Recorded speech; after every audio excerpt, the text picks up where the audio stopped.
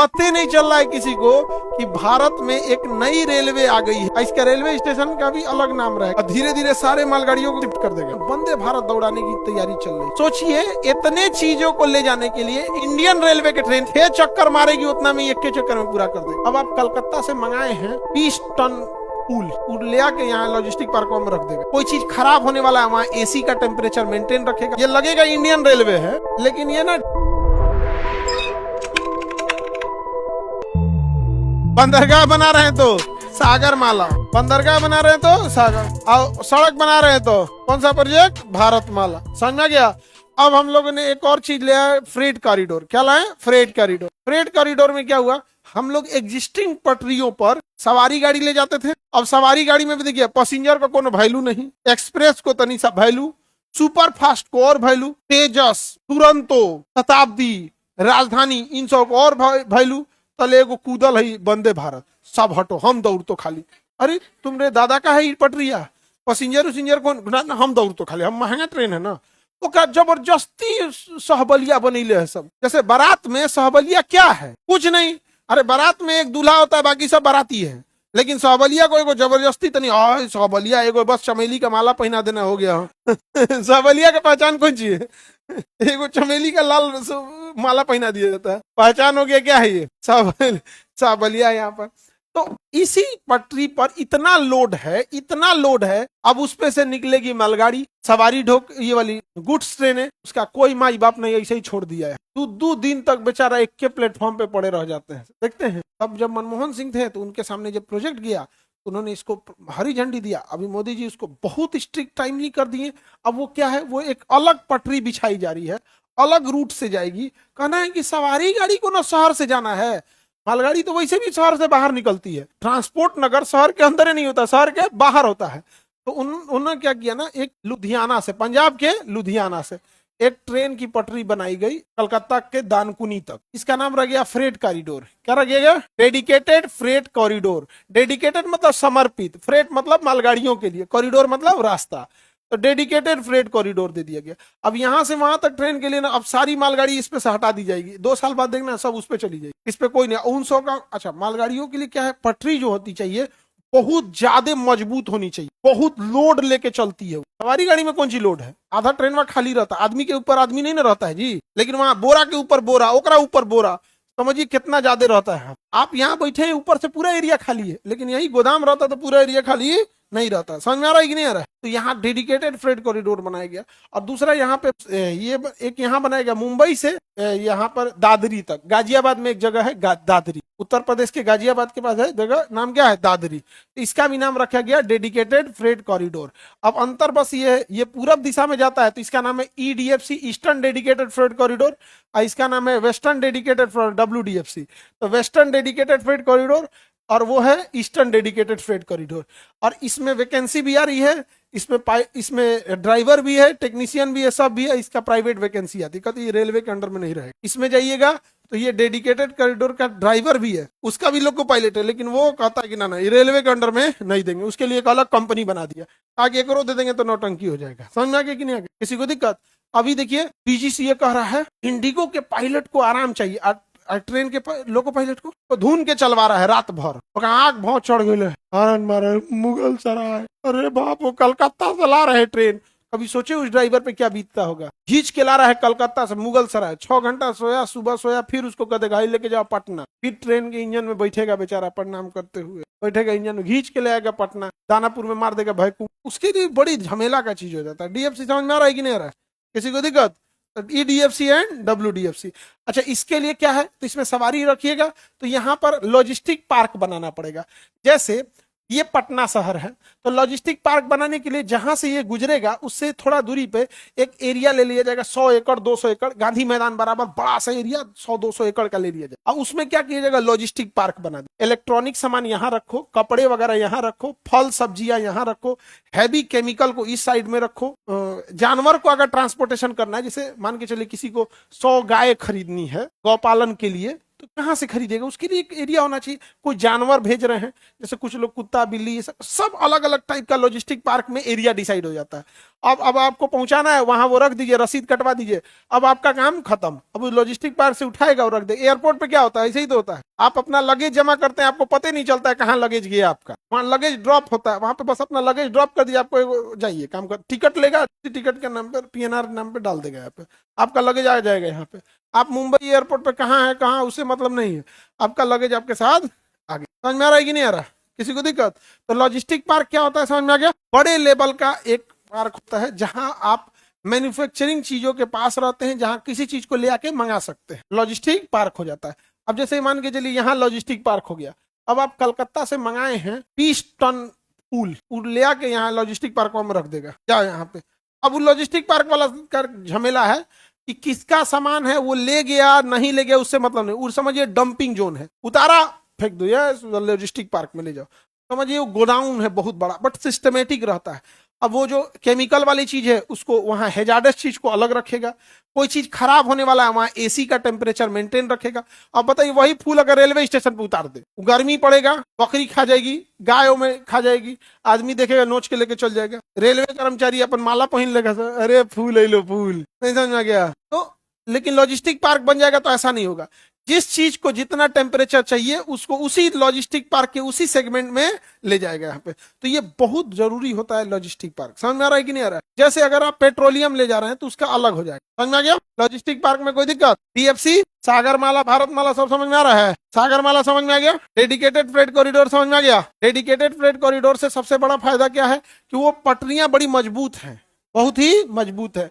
Dedicated freight corridor कितने type का है? 2, ईस्टर्न डेडिकेटेड फ्रेट कॉरिडोर और western dedicated freight corridor. Eastern वाला पंजाब के लुधियाना से कलकत्ता तक जाता है, वेस्टर्न मुंबई से लेके गाजियाबाद के दादरी तक जाता है। गाजियाबाद के कहाँ तक जाता है? दादरी। लॉजिस्टिक पार्क समझ में आ गया ना?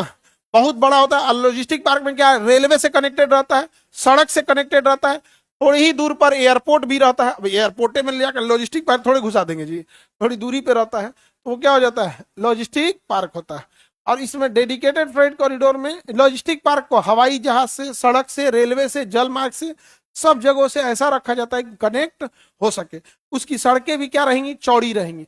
आम पब्लिक को बनाने वाली सड़कें उतनी मजबूत नहीं होती हैं, बल्कि वो स्मूथ होती हैं, लेकिन जिसपे ट्रक चलता है वो सड़कों को बहुत हैवी बनाना पड़ता है।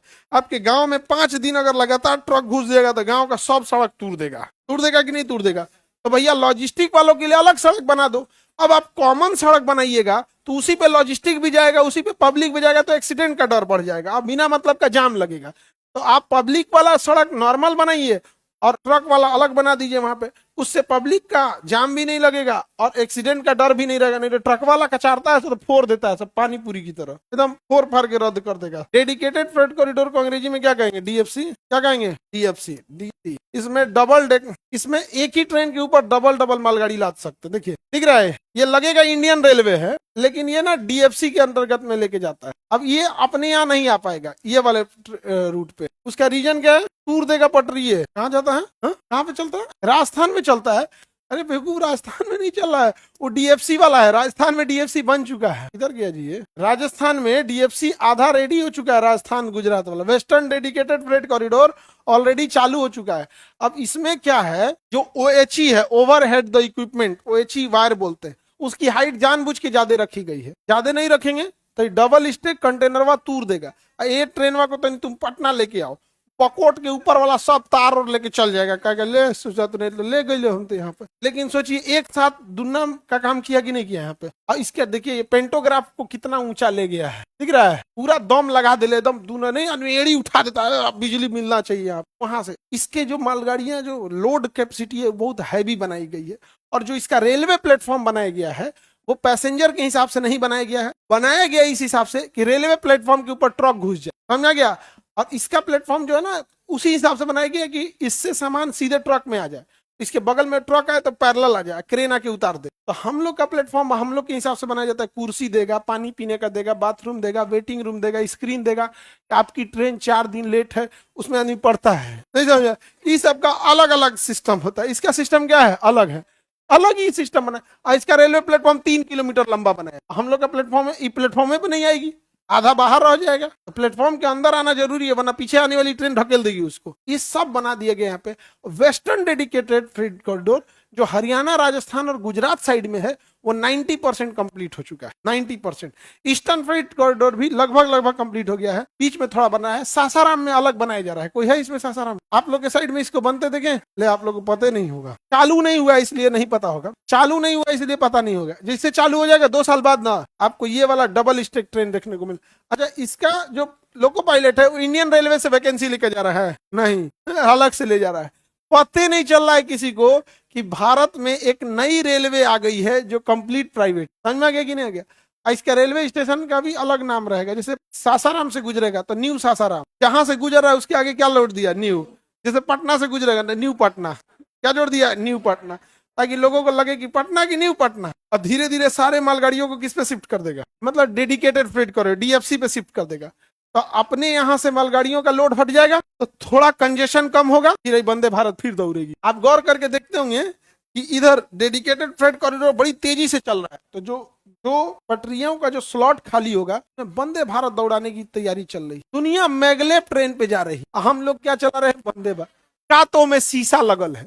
उसकी खासियत क्या है उस ट्रेन की? उसमें शीशा लगा है, तो का कुर्सिया इसे घूम जाता है। नहीं समझे? एग्जीक्यूटिव क्लास का घूमता है, नॉर्मल का नहीं घूमता है। उसके लिए भी एक्स्ट्रा पैसा। जैसे ऐसे हम लोग जंगला इधर है और खिड़की ऐसे है, तो एग्जीक्यूटिव क्लास में रहेंगे ना, तो नीचे एक लॉक दिया है पैरवा के, ऐसे लगा कैसे घुमा दे। भारत विश्व गुरु बन गया। देखो देखो कैसे, ये वंदे भारत है, हो गया। बिना मतलब का चीजें जब ढिढोरा होता है ना, तो खराब लगता है। इससे ये समझ में आता है, बाकी देश वाले हंसते हैं सब कि इतने झुनझुना लेके खुश है। छोटे लड़का को देखोगे ना, एगो ऐसे रगड़ के उसका गाड़ी आएगा, रगड़ेगा, छोड़ दे, वंदे भारत। नहीं समझ आ गया? ऐसे रगड़ के घुमा दिन रात। अरे यार, दुनिया बुलेट ट्रेन को रिजेक्ट करके यह कहकर बुलेट ट्रेन छोड़ दिया कि अब ये टेक्नोलॉजी पुरानी है, अब हम मैगलेव पे शिफ्ट हो या हाइपर लूप पे शिफ्ट हो। और आज हम लोग 110 की स्पीड में चलने वाली वंदे भारत, पूरा एवरेज निकाल के रेलवे से पूछिएगा, रेलवे डिपार्टमेंट, आपके वंदे भारत की स्पीड 130 और एवरेज स्पीड 110, जबकि हम लोग एक्सप्रेसवे पे गाड़ी चलाए 120, और वो 120 लिमिट नहीं तोड़े हैं। 120 परमिसेबल है। 120 बाइक नहीं चलाना चाहिए, नहीं चलाना चाहिए। 2 चक्का है ना, फिसलेगा तो समझ में नहीं आएगा। 4 व्हीलर में एटलीस्ट क्या है ना कि लोड ज्यादा है और 4 चक्का है, इधर उधर होगा तो संभाल लेगा। दिल्ली मुंबई एक्सप्रेसवे पर वंदे भारत को 4 व्हीलर पीछे कर देता है। और ये हम ही नहीं कर रहे हैं, ये रियलिटी है, हम खुदे चलाए हैं। 120 तो नॉर्मल स्पीड है उस पे।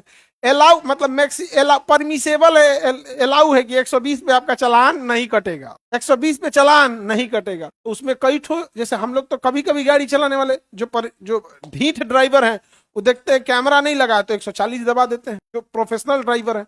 अब हम लोग भैया कभी कभी चलाने वाले लोग आदमी लिमिटे में चलाता है, नहीं समझे?